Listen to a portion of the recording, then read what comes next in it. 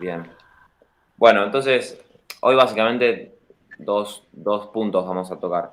Primero es cómo conocemos a Dios, no solamente su existencia, sino también sus atributos, cómo nombramos a Dios. Y por otro lado, el tema de las vías, obviamente en general, porque cada vía daría para hablar un montonazo, ¿no? Bueno, en relación al conocimiento de Dios, básicamente hay tres opciones, digamos, o tres perspectivas que se dieron.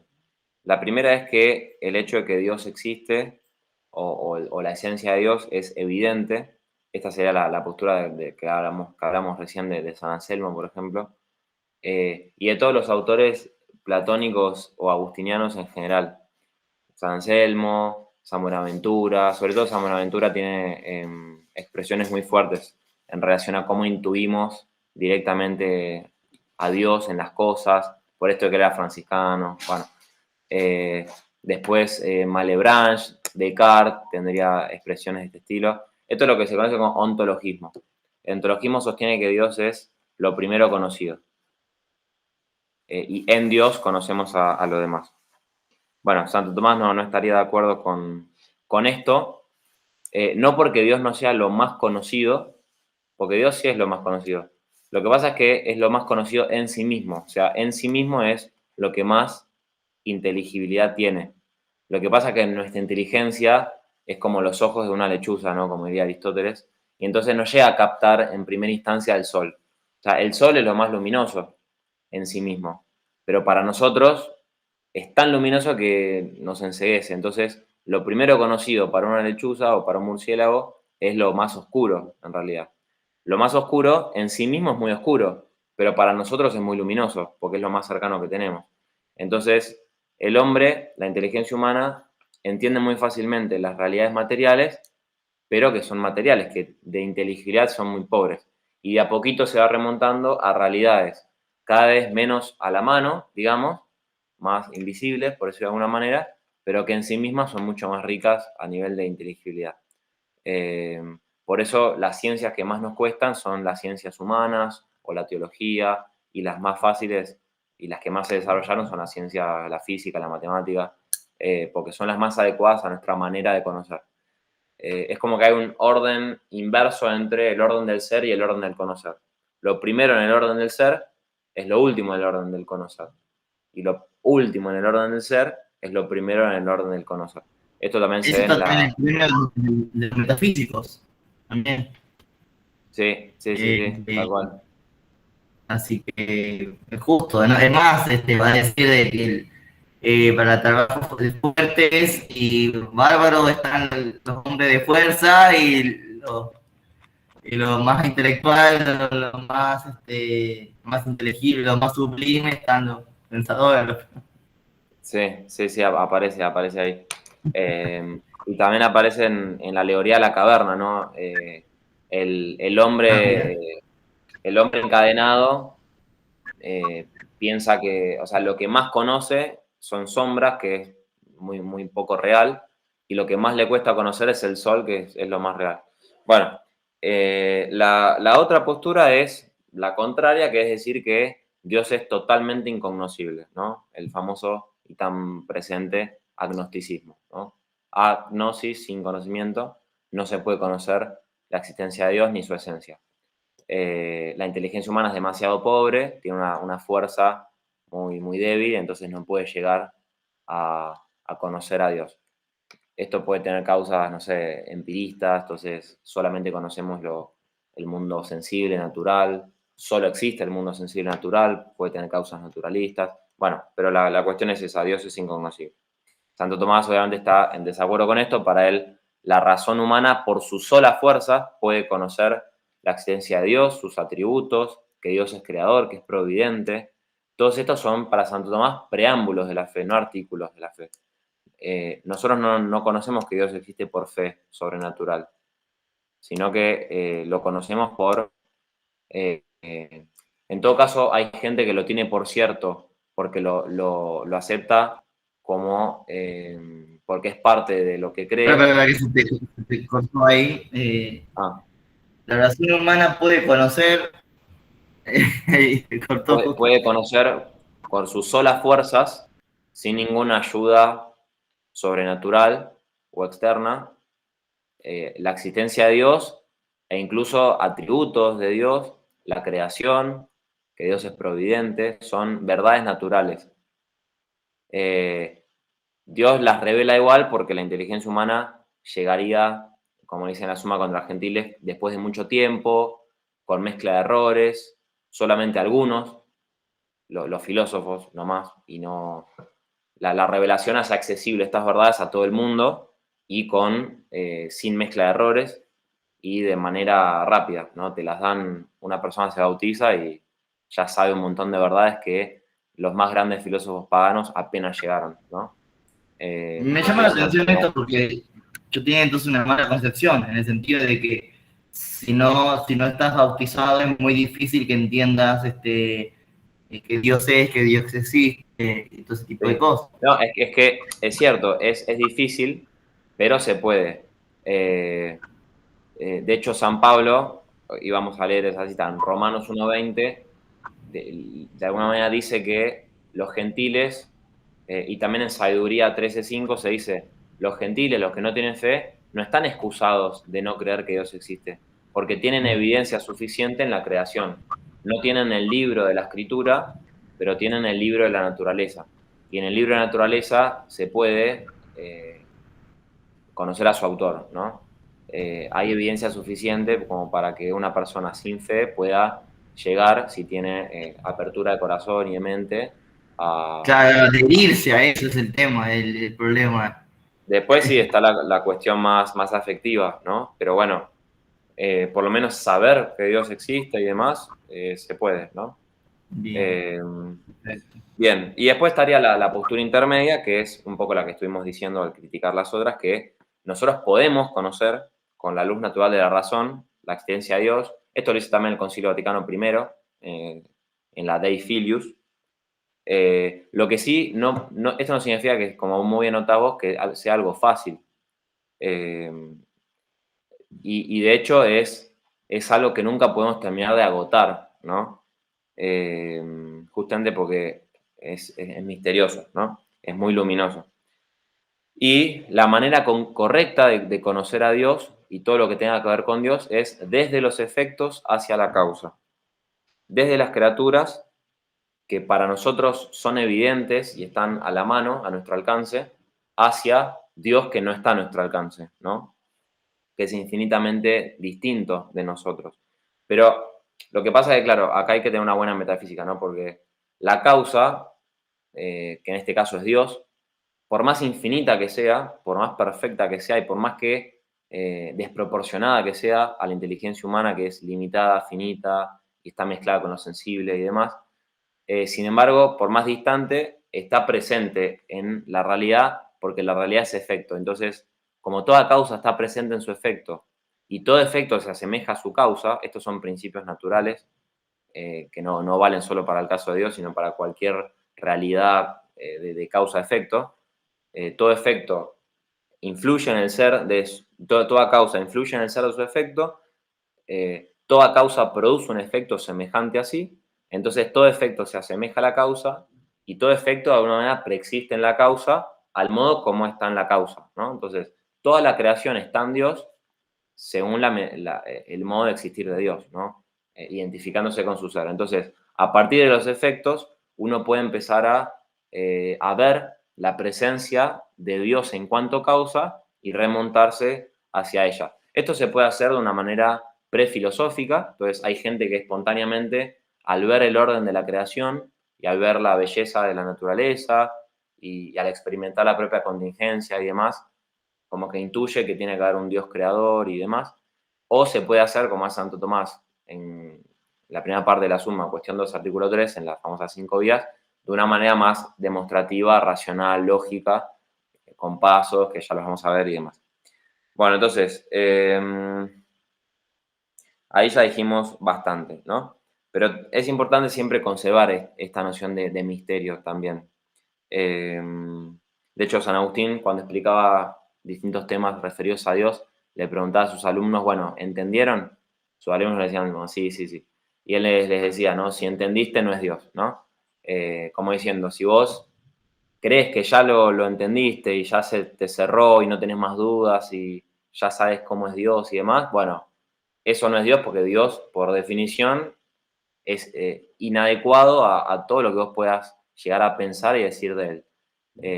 El máximo conocimiento que tenemos de Dios, esta es una frase de Santo Tomás, es mientras más nos damos cuenta que no lo conocemos, eh, y uno se va quedando como en una oscuridad, ¿no? Esto lo. Buena terapia para chicos de PTS y todo lo demás. Sí, sí, no creo que sea muy pedagógico hoy en día, pero, pero sí, sí, sí, sí. Sí, Bueno, sí, porque a veces se da esto ya no estamos yendo al tema, pero a veces se da una catequesis muy infantilizada, ¿no? sí, Entonces, y algo y al otro día ni saben lo que dijeron, lo que repitieron, lo que sea. claro, Entonces, sí. es todo un tema, Sí, sí, sí, la a veces fermentación se de la fe hoy presenta en día. un Dios muy cercano, pero ya casi que no es Dios, ¿no? Es un Dios que uno puede tener a mano, ¿no? Y Dios justamente es tan Sin cercano sacramentos, por sin lo nada. cercano es. Y es un Dios sin sacramentos, un Dios Sí, eh, desacralizado, podríamos decir. sí, sí, sí, sí, sí. Y esto sí tiene muchas implicancias pastorales y en la espiritualidad. Eh, pero En bueno, fin, bueno, sigamos con. dale. Y en relación a cómo conocemos a Dios, esto del acceso racional a Dios, Santo Tomás sobre todo se inspira en Dionisio Areopagita. El pseudo Dionisio Areopagita, bueno, esto es un personaje medieval. Eh, bueno, otro día, si querés, hacemos una historia de quién fue este. Pero él tiene Yo 4 obras. estudié medieval, así que perdí cuidado. Igual, bueno, tiene una obra sobre los nombres divinos, entonces le interesa ver cómo es que nombramos a Dios. Y tiene una obra que se llama Teología Mística, ¿no? Mística viene un verbo que significa enmudecer o callar. Y justamente, claro, cuando uno va ascendiendo en el conocimiento de Dios, en algún momento como que te quedas sin palabras, sin conceptos, eh, y esa es la manera más apropiada. ¿Lo tenés ahí? Que eran, claro, tiniebla e ignorancia, claro. Claro, San Alberto comentó toda la obra de Dionisio. Santo Tomás solamente los nombres divinos, Claro, son ¿no? los comentarios en el Eh, comentario con la tiene tal texto y el comentario. Tremendo, bueno. Entonces, San Alberto lo va a decir mejor que yo, me callo. Pero bueno, Dionisio distingue No, como pero tres caminos es muy, para muy conocer a complicado, Dios. así que uno va a ser más peor. Sí, sí, y es complicado porque es sobre Dios, ¿no? Pero bueno, Dionisio distingue tres caminos para conocer a Dios. Entonces, el primer camino es el afirmativo o catafático, donde se parte de una semejanza que se la predicamos, que encontramos en las criaturas y se la predicamos a Dios. Entonces, nosotros decimos, por ejemplo, Dios es bueno, ¿no? Dios es bueno. Ahora, lo que pasa es que Dios, entonces yo, por ejemplo, no sé, encuentro, no sé, mi mamá es buena, entonces yo digo Dios es bueno. Si mi mamá es buena, Dios tiene que ser bueno. Lo que pasa es que Dios no es bueno como es mi mamá, ¿no? Sino que veo que tiene que ser un poco mejor, ¿no? Eh, entonces, el segundo camino o el segundo paso es el camino negativo o apofático, donde se ve la desemejanza o el límite de esa perfección que yo encontré en las criaturas respecto de Dios. Yo entiendo que Dios está bien, es bueno, pero no es bueno como es la bondad que yo encuentro en las cosas. Entonces tengo que remover de ese atributo todo lo limitado que yo, en la manera en la que yo encuentro esa perfección en las cosas, ¿no? Entonces, yo puedo decir con verdad que Dios no es bueno, ¿no? De hecho, bueno, a partir de toda esta teología y Nicolás de Cusa, por ejemplo, así de manera más famosa, dice que en Dios los opuestos coinciden, ¿no? La coincidencia oppositorum. Yo puedo decir que Dios es bueno y que Dios no es bueno. Cualquiera cosa que yo le predico a Dios, se la puedo negar también. ¿Por qué? Porque en realidad lo que le estoy negando es el límite con el que yo encuentro esa perfección en las cosas. Por lo tanto, la tercera vía, el tercer paso es el paso superlativo o la vía de eminencia, donde yo le vuelvo a predicar a Dios, en este caso la bondad, pero habiendo yo purificado mi concepto de bondad, habiendo entendido que no es como la bondad que yo encuentro en las cosas. Entonces yo puedo decir, eh, Dios es bueno, pero con un concepto de bueno más depurado, ¿no? Entonces Dios es la bondad, se la puedo predicar en abstracto, por ejemplo, porque para nosotros los universales no implican límite. Entonces, el abstracto o el universal se puede predicar a Dios en ese sentido. Santo Tomás aclara que los universales para nosotros no son individuos, ¿no? Pero para Dios sí. Entonces yo puedo decir Dios es bueno en cuanto que es individual, pero como para nosotros lo individual es limitado, yo también tengo que hacer un contrapeso y predicar a Dios el universal y decir Dios es la bondad. Pero como la bondad para nosotros, pese a ser universal, no es individual, le predico que es bueno. Bueno, entonces, en Dios lo abstracto y lo individual de alguna manera se identifica también. Y entonces Dios es bueno a su manera, ¿no? Sumamente bueno, suprema bondad, etc. Bueno, esos son tres caminos muy importantes que nos ayudan a hablar de Dios. Por eso Santo Tomás en el proemio de todo su tratado de Dios es muy gracioso porque le dedica bastante cuestiones a hablar de Dios y en el proemio, que es lo que rige todo ese tratado, él dice, ahora vamos a hablar de cómo es Dios, o mejor dicho, de cómo no es Dios. Entonces, el ser humano conoce más de Dios como no es que como sí es, ¿no? Eso es lo que se conoce como teología negativa o apofática. Y lo mismo pasa con el tema de cuando nosotros nombramos a Dios. Cuando nosotros nombramos a Dios, lo que significamos es la misma esencia divina, pero el modo en el que nosotros significamos eso está tomado de las cosas, por lo tanto implica límites. Por lo tanto, los atributos de Dios no son sinónimos, bueno, varias cosas, pero lo importante era este triple camino. Por último, una última cosita, y ahora pasamos a las vías, es que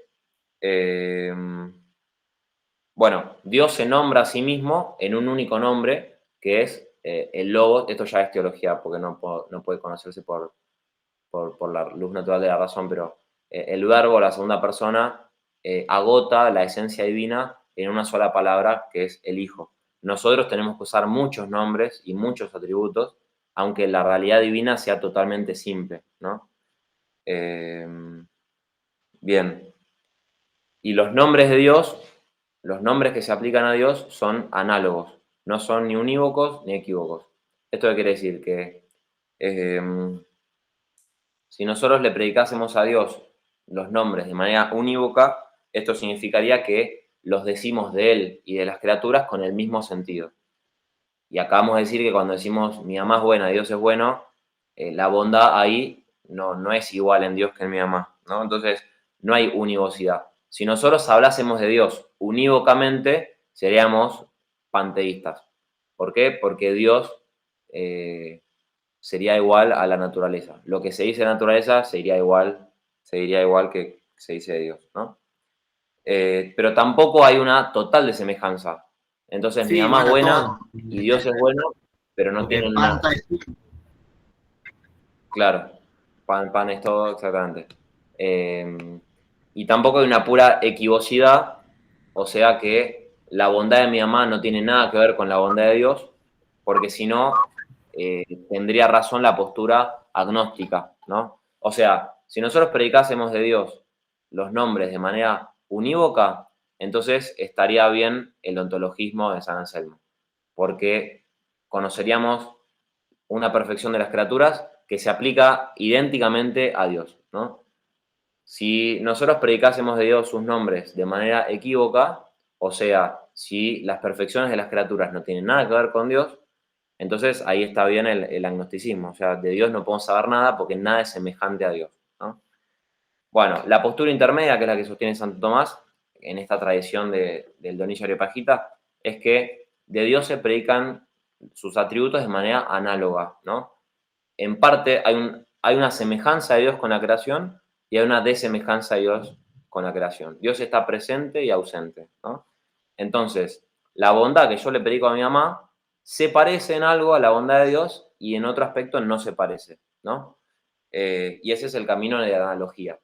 Como las cosas se parecen y no se parecen a Dios, a partir de ellas puedo conocer a Dios eh, y ver en qué sentido es como yo creo que es y en qué sentido no, ¿no? Bueno, esto me parece lo básico respecto del acceso racional a Dios. Un segundo, te comparto acá, te muestro brevemente las primeras cuestiones de la suma. Tengo acá la versión digital que se consigue fácil. La cuestión de Santo Tomás trata de la existencia de Dios. El primer artículo es sobre si eso no es evidente Dios por sí mismo. O sea, si la esencia o la existencia de Dios es inmediatamente conocida, ¿no? Y ahí Santo Tomás va a decir que no, que Dios existe, es evidente en sí mismo, porque la existencia de Dios está contenida en su esencia, ¿no? A ver, Santo Tomás dice que algo es evidente cuando el predicado está incluido en el sujeto. Entonces yo digo, el triángulo tiene 3 lados. Bueno, 3 lados está incluido en el sujeto triángulo. Entonces esa es una proposición evidente, ¿no? Ahora, una proposición puede ser evidente en sí misma y no para nosotros. O puede ser eso. Hay una distinción de la evidencia en sí misma y para el sujeto que conoce. Entonces, quizás alguien que no sabe matemática o alguien que nunca escuchó hablar de geometría, no sé, alguien quizás con bajos recursos, qué sé yo, no tiene ni idea qué es un triángulo, entonces no entiende la palabra triángulo y no entiende la palabra 3 lados. Entonces, para él, no es evidente que el triángulo tiene 3 lados, aunque en sí misma la proposición sí sea evidente porque 3 ángulos está incluido en triángulo, ¿no? Entonces, esto pasa con la proposición Dios existe. La existencia está incluida en la esencia, pero eso solo se conoce cuando uno estudia filosofía y hace todo un razonamiento desde las criaturas y demás. Para nosotros, como no conocemos la esencia de Dios, ni su existencia de manera inmediata, no es evidente para nosotros.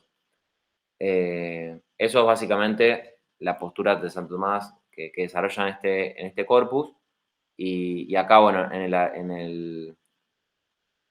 el ad secundum, digamos, la respuesta a la segunda objeción refuta un poco el argumento de San Anselmo. Pero bueno, no vamos a entrar en ese famoso debate. Entonces, el primer artículo lo que determina es que es necesario probar que Dios existe. Es necesario probar que Dios existe. Si Dios fuese evidente, no sería necesario probar que Dios existe, porque todo el mundo lo sabría, ¿no? En el segundo artículo, de alguna manera determina no solamente que es necesario, sino que es posible, se puede demostrar que Dios existe. ¿Y cómo se hace esto? Partiendo de los efectos de las criaturas que para nosotros son más evidentes, aunque en sí mismas sean realidades más pobres, desde los efectos hacia la causa, remontándolos a la causa, que para nosotros es menos evidente, aunque en sí misma es lo más evidente e inteligible de todo. Esto es lo que se conoce como demostración quia. Perdón, propter quid. No, perdón, quia, siempre me confundo. Quia. La demostración quia es la que va desde lo posterior hacia lo anterior. Desde lo posterior, es decir, los efectos, hacia lo anterior, es decir, las causas. En este caso, la causa que sería Dios. Por eso es a posteriori, pero a posteriori no en el sentido kantiano de posterior a la experiencia, sino a posteriori en el sentido realista, o sea, desde lo que es realmente posterior, el efecto, hacia lo realmente anterior, las causas. La demostración propter quid es la demostración que va de la causa a los efectos, o sea que es a priori. repito, a priori no en el sentido kantiano de trascendental y condiciones de posibilidad, sino desde lo anterior en el ser hacia lo posterior en el ser. Por ejemplo, cuando en antropología uno prueba la risibilidad o sociabilidad humana desde su esencia, ¿no? Entonces uno parte de la esencia del alma hacia un efecto suyo que es la sociabilidad. Entonces uno quiere probar que el hombre es social por naturaleza, por ejemplo, porque parte de la esencia y va hacia, desde la causa del efecto, ¿no? Bueno, la demostración de Dios es una demostración cuya, porque se va desde los efectos hacia las causas. Entonces es posible demostrar que Dios existe. Y el tercer artículo, donde Santo Tomás desarrolla las famosas 5 vías, determina que es real, es efectivamente posible demostrar que Dios existe a través de 5 caminos, ¿no? 5 caminos racionales, que son las 5 vías. Así lo llama Santo Tomás, ¿no? Vías, caminos. Bien. Bueno, acá en el set contra es importante que esta cita del Éxodo 3.14, Éxodo Pi, ¿no? Gilson habla de una metafísica del Éxodo, es importante ese pasaje, pero bueno, no vamos a entrar tampoco en eso. Bueno, bien. Pasamos entonces a lo segundo y último, que es el tema de las vías. Una presentación general y metiéndonos a penitas en cada una. Y si querés profundizar en alguna, me decís. Bueno, son 5 demostraciones en el sentido aristotélico, no en el sentido actual. Hoy en día hablamos de demostración y pensamos en una demostración matemática o física, entonces tubos de ensayo y demás. Santo Tomás tiene en mente la demostración de la ciencia aristotélica que regía en esa época, que la ciencia es un conocimiento cierto por las causas. Entonces, se tiene ciencia de algo cuando se conoce que es así, se conoce la causa por la que es así, se conoce que esa causa, se conoce la causa en cuanto causa, ¿no? Porque yo, por ejemplo, conozco la luna, pero quizás no conozco que la luna influye en las mareas. Entonces, no conozco la luna en cuanto causa, ¿no? Entonces, uno tiene que conocer la causa, pero en cuanto que es causa ese efecto, tiene que conocer esa conexión y tiene que conocer la necesidad de que sea así, no sea de otra manera, ¿no? Entonces, se tiene ciencia de algo cuando se conoce el porqué de algo y por qué no puede ser de otra manera. Y tiene que ser así. La noción de ciencia aristotélica es demasiado fuerte, es muy rígida. Prácticamente hoy no existen ciencias en el sentido aristotélico porque nos manejamos con muchas cosas probables y contingentes, pero para Aristóteles el objeto de la ciencia es lo necesario, ¿no? Lo que no puede ser de otra manera. Bueno, entonces, una demostración es un silogismo que hace saber.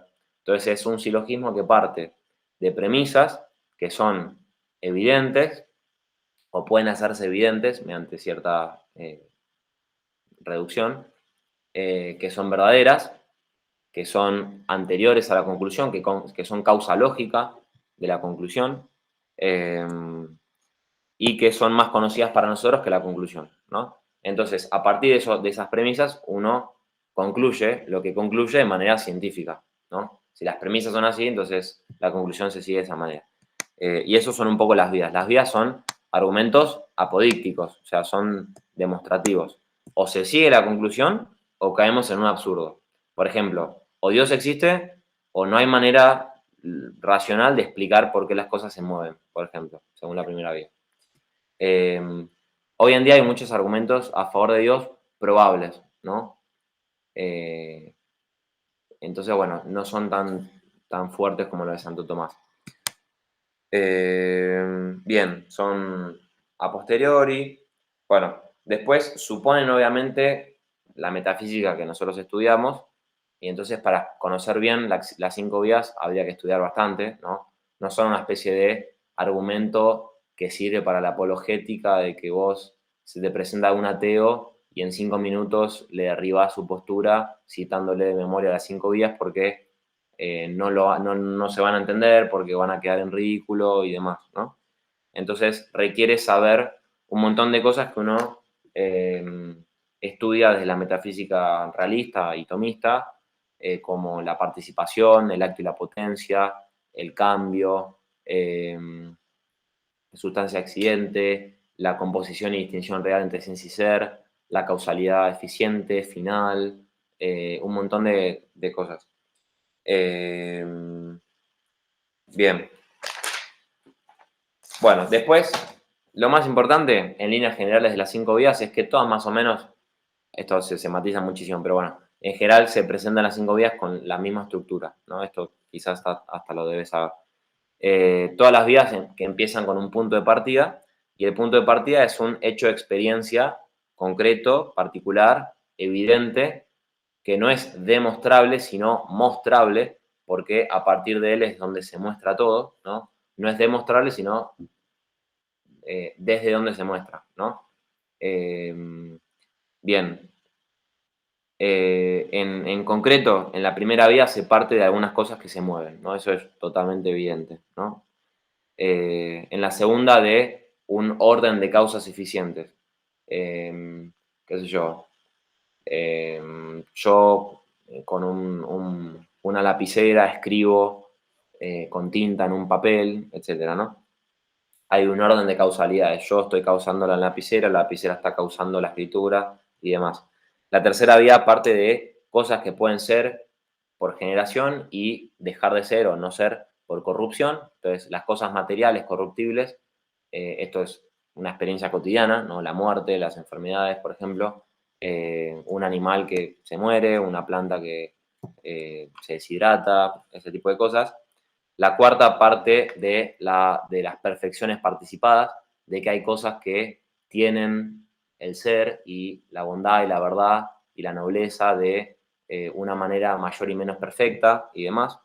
Y la quinta vía parte de la ordenación a fines, que hay cosas que carecen de conocimiento, pero podrían tener conocimiento, que están ordenadas y actúan buscando, intentando, ¿no? Tendiendo hacia cierto fin, ¿no?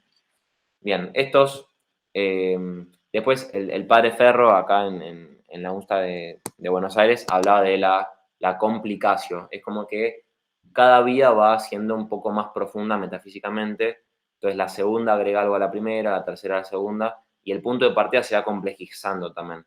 Es muy evidente que las cosas se mueven. De hecho, Santo Tomás dice, consta el sentido y sensu constat, y es como demasiado evidente, no es manifiesto que las cosas se mueven.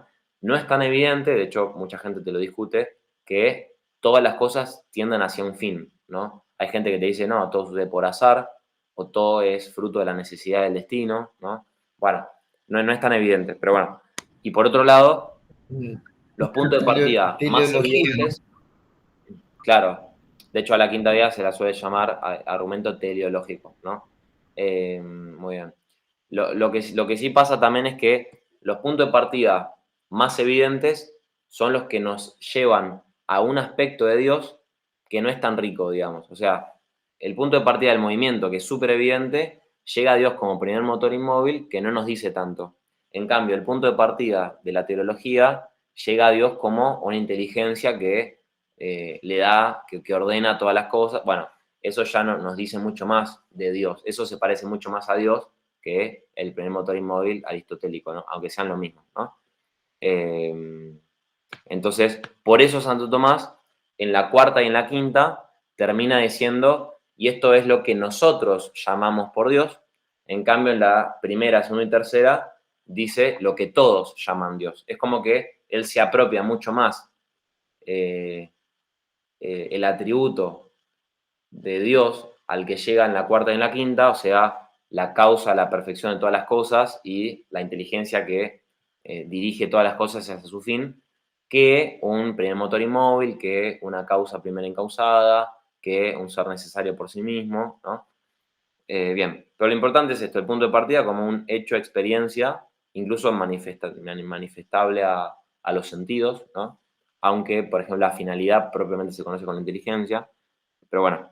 Bueno, después, el segundo paso es como, en un texto yo leía que decía como la fecundación de este hecho de experiencia con un principio racional, ¿no? Entonces, es como si el hecho de experiencia de este del que partimos fuera una especie de, no sé, como el aspecto femenino y el principio racional es como el aspecto masculino, eso se fecunda en un paso más hacia Dios, ¿no? Bueno, entonces este segundo paso de las 5 vías es el famoso principio de causalidad, ¿no? Que de alguna manera vimos al final de la vez pasada.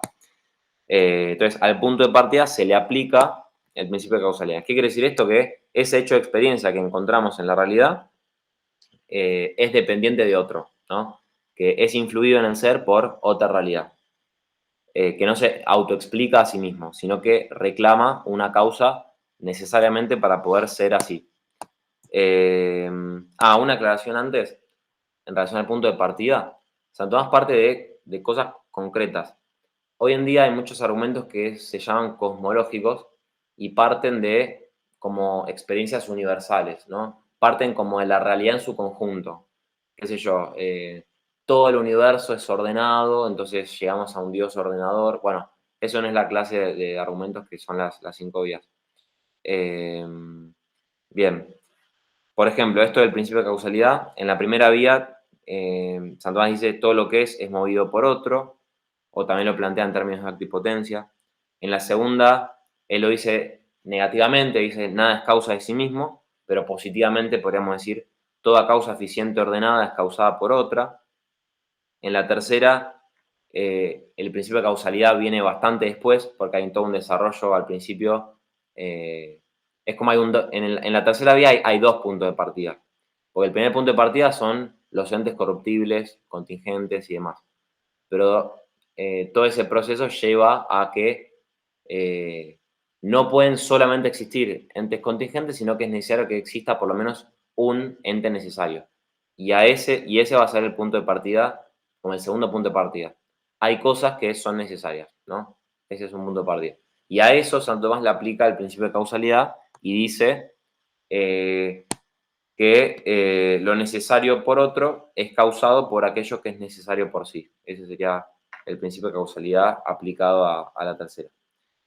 El de la cuarta es el principio de causalidad en términos de participación, que es que si una perfección se encuentra en alguien de manera participada, es decir, si una cosa no es esa perfección, sino que la tiene, la recibe, se compone con ella como la potencia al acto, ¿no?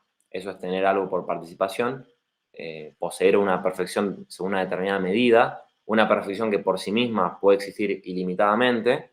Bueno, entonces eso tiene que ser causado por otro, ¿no? No puedo tener esa perfección por mí mismo, sino que me tiene que venir de afuera.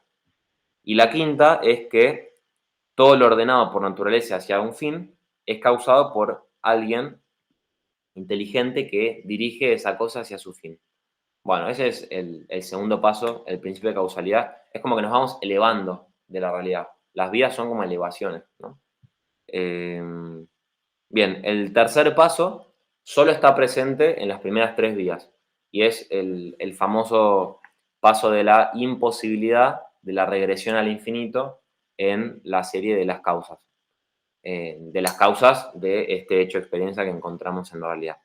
Acá hay que hacer una aclaración muy importante porque si vos te pones a buscar las vías en YouTube o quizás te lees algún texto medio barato, digamos, de filosofía que explique las vías y demás,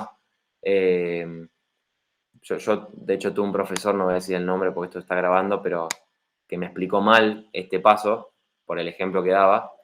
A veces uno piensa que San Tomás dice que es imposible una cadena infinita de causas en el orden horizontal, ¿no? Entonces, yo soy el hijo de mi papá es hijo de mi bisabuelo y así. Eso es una cadena de causas, ¿no? Y uno podría decir, bueno, eso no puede ir al infinito, ¿no? Santo Tomás está diciendo que una cadena de causas no puede ir al infinito.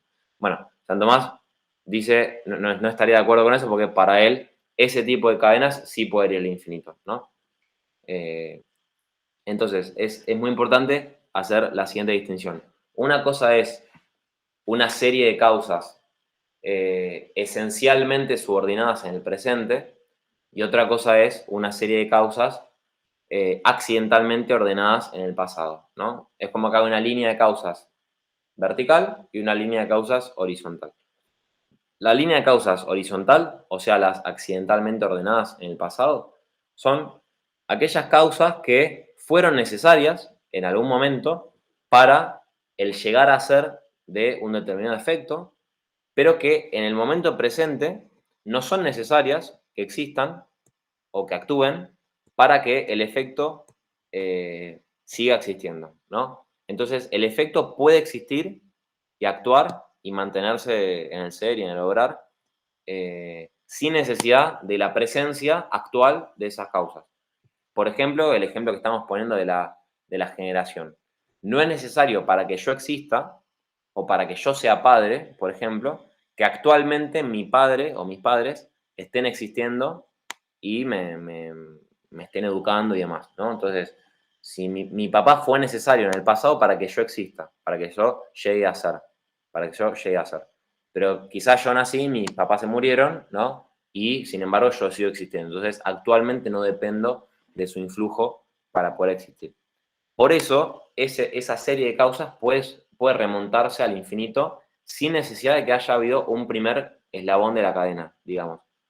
Por eso, para Santo Tomás, esto lo hice en la primera parte de la Suma, cuestión 46, artículo 1 y 2, o en el opúsculo de Eternitate Mundi, o en la Contra Gentiles, o bueno, en el comentario de la física, o en un montón de lugares, en el comentario de las sentencias. Una tesis muy conocida de Santo Tomás que el universo podría haber existido desde siempre, podría no haber habido nunca un primer comienzo en el tiempo, y aún así sería causado por Dios, ¿no? Para Santo Tomás no es contradictorio pensar que el universo no haya tenido un primer momento y aún así dependa de Dios. Eh, Hoy en día hay un argumento muy famoso, no sé si lo conoces, el argumento cosmológico Kalam, sobre todo que popularizado por William Lane Craig, que se basa en que el universo tuvo un comienzo, un primer instante en el tiempo, ¿no? Y a partir de ahí prueba que Dios existe y demás. Sobre todo se apoya en pruebas científicas, ¿no? La teoría del Big Bang y demás.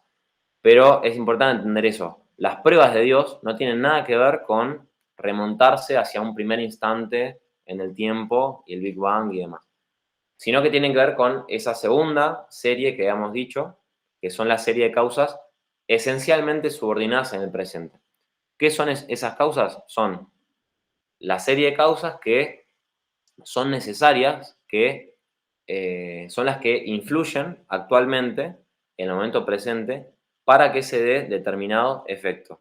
Entonces, el efecto depende actualmente en el ser, o en el hacerse, o en el lograr del ejercicio de esas causas. Por ejemplo, el ejemplo que pone Antes que Santo siga, Tomás. a ver si estoy siguiendo bien. Acá hay dos cosas. En primer lugar, respecto a lo que estabas diciendo, em, bueno, no lo habíamos visto tanto en pasos, creo, con mi profesor. Lo que sí recuerdo es que él nos remarcaba mucho de que la primera vía, se podría decir que es la única vía para él, porque es la más fuerte y es la que se podrían derivar el resto de vías, y no hacía el juego de que podrían existir tan solo la primera vía, y el resto no, pero tanto más como que hizo el intento de seguir explicando todo eso. Mm. Eh, A ver, lo dijo así, ¿no?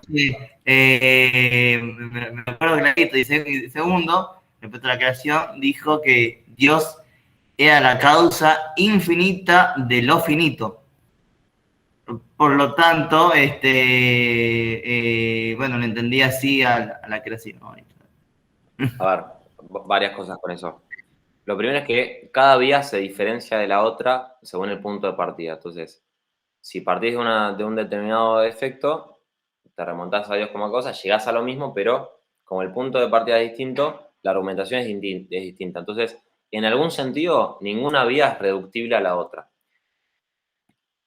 Al decir eso, también se dice que cada vía prueba por sí misma. No es que las 5 vías son una especie de caso para la existencia de Dios, sino que cada vía por sí misma tiene poder probativo, digamos. Obviamente que sean 5, bueno, hace un caso mucho más sólido para la existencia de Dios. Pero bueno, no es que hay que sumarlas a todas como para probar que Dios existe. Después, otra cosa, la primera vía es la más larga escrita, Y de hecho, en la Suma contra Gentiles, en la cuestión, en el capítulo 13 de la primera parte, que San Tomás se encarga de probar que Dios existe, ahí hace toda una explicación mucho más aumentada de la vía del movimiento. Es la vía aristotélica, ¿no? Aunque ahí San Tomás no cita a Aristóteles ahí, sino en la cuarta. Aunque también está presente, creo que en San Juan Damasceno. Varias están presentes en San Juan Damasceno. Después, pero habiendo dicho eso, no coincido con tu profesor, porque en todo caso, si hay que reducir las vías a una sola y decir que todas de alguna manera dependen de una, esa para mí es la cuarta, ¿no? La cuarta, y de hecho hay varios que piensan esto, la cuarta es de alguna manera la vía más metafísica y por la que todas tienen que pasar de alguna manera. Porque la cuarta parte en algún sentido del ser, ¿no? Y todas las vías, si quieren llegar a Dios en cuanto causa, tienen que llegar a Dios en cuanto causa del ser, ¿no? Si Dios solamente fuese causa del movimiento y solo llegases a Dios como causa del movimiento, y Dios, por ejemplo, no sería causa de los ángeles, ¿no? Porque los ángeles no se mueven, o por lo menos no se mueven según el movimiento en el que se habla en la primera vía. Tienen cierto movimiento, porque ahí pasó la potencia láctea y demás, pero bueno. Entonces, la cuarta vía es como que tiene un punto de partida mucho más universal y más profundo, y un punto de llegada mucho más universal y profundo, y en algún sentido solo puede ser causa del movimiento el que es causa del ser, y no al revés, ¿no?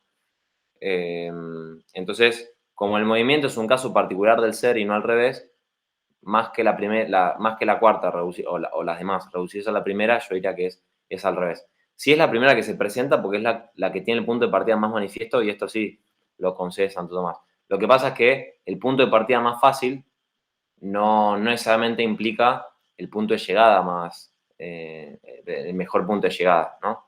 El mejor punto de llegada para mí es la cuarta, en todo caso la quinta también. Por eso hay ciertos pasos que la cuarta y la quinta no tienen, y eso venía también ahora, ¿no?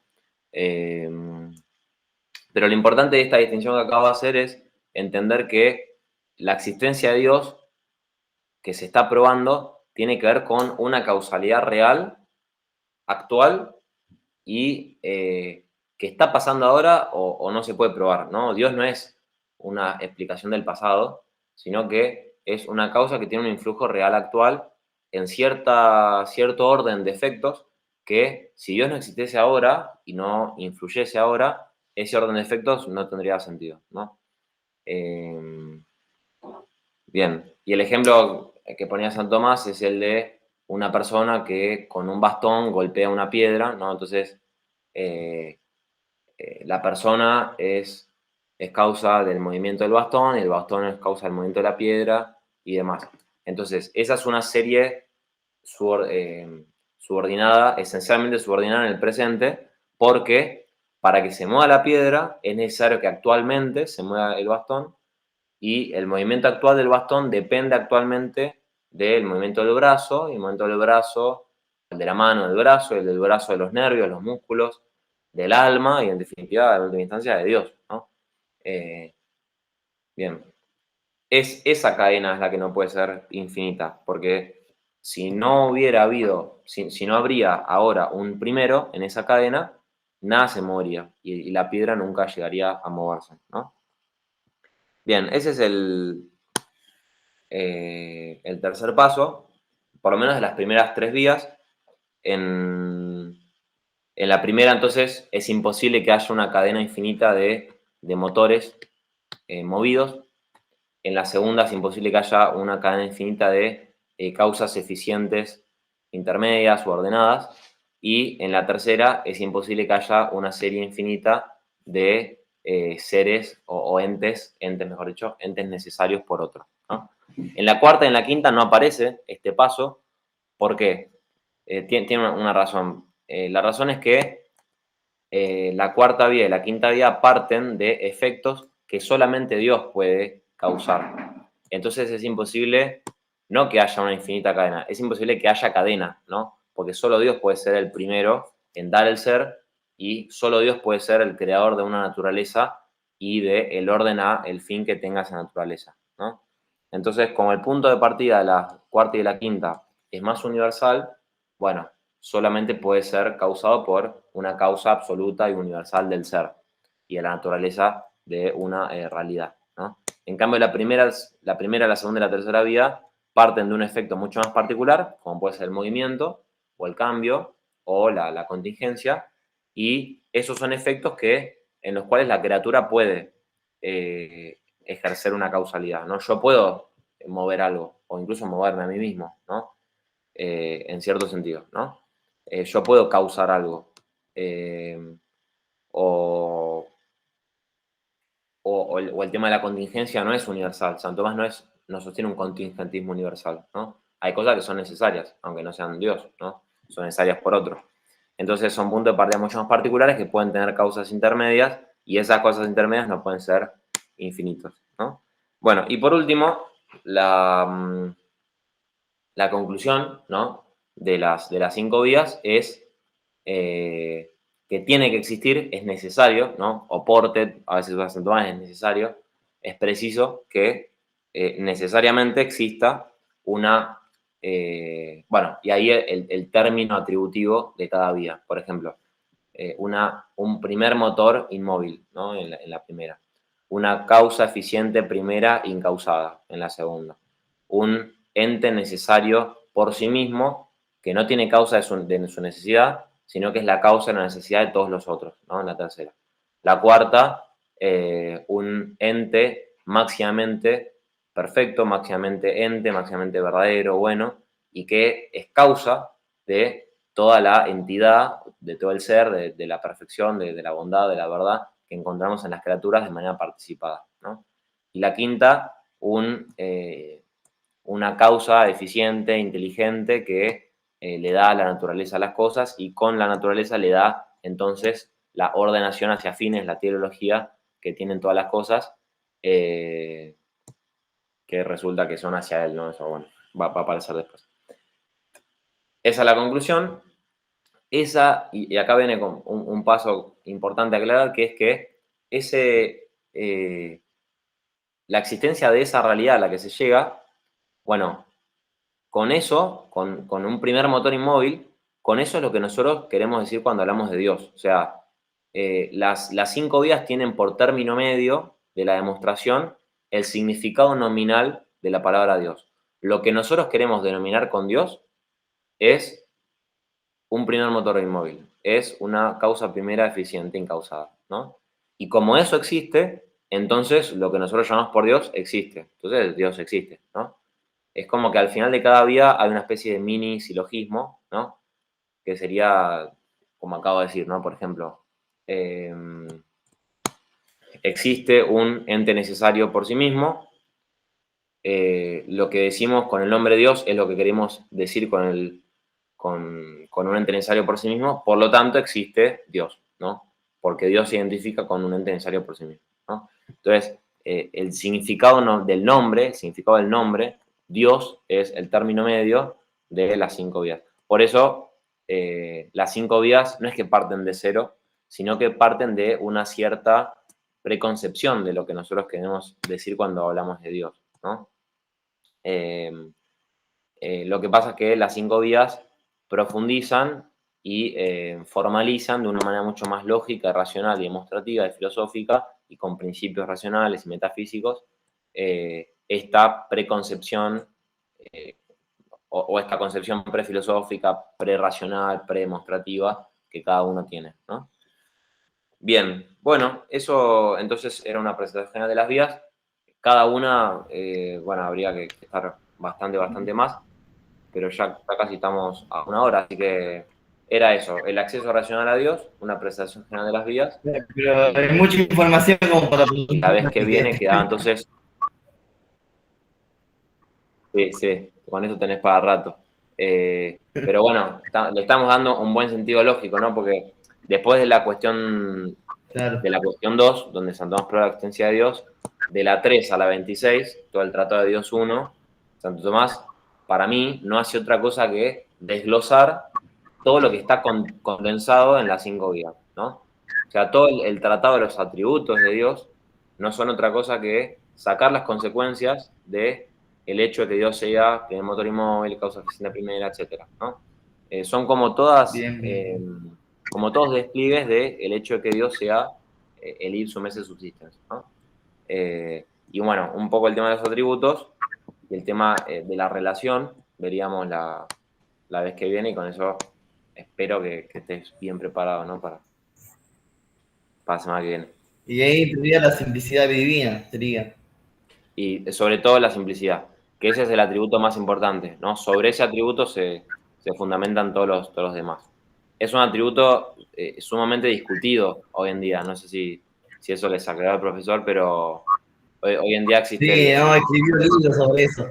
Así el que tomismo lo que más. neoclásico, así que viene bien recordar lo fundamental de ese atributo, porque hoy en día hay muchos teístas, no solo ateos, sino teístas que no les parece absurdo, una contradicción y demás. Bien, perfecto. Bueno, Bueno, dejo de grabar entonces. dale, dale. Y me mandás cuando puedas salir.